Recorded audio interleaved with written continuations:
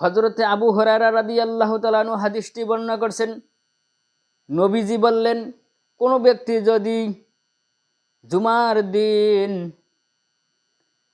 ভালো করে উত্তম রূপে গোসল করে মসজিদে গিয়ে নামাজ পড়ার জন্য নিয়ত করে, আর 5 নম্বরে যে ব্যক্তি মসজিদে গিয়ে নামাজ পড়ার জন্য উপস্থিত হবে, প্রবেশ ঘরের মধ্যে প্রবেশ করবে, ওই ব্যক্তি একটি ডিম সদকা করার সওয়াব তার আমল নামায় লেখা হয়ে যাবে।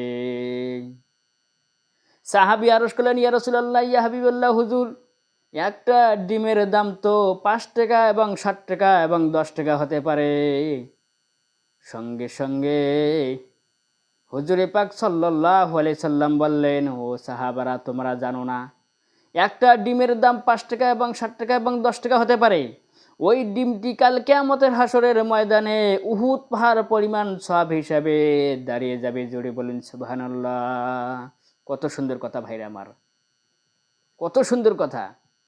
নামাজ পড়ো, কল্যাণকর হয়ে যাবে। কত সুন্দর কথা।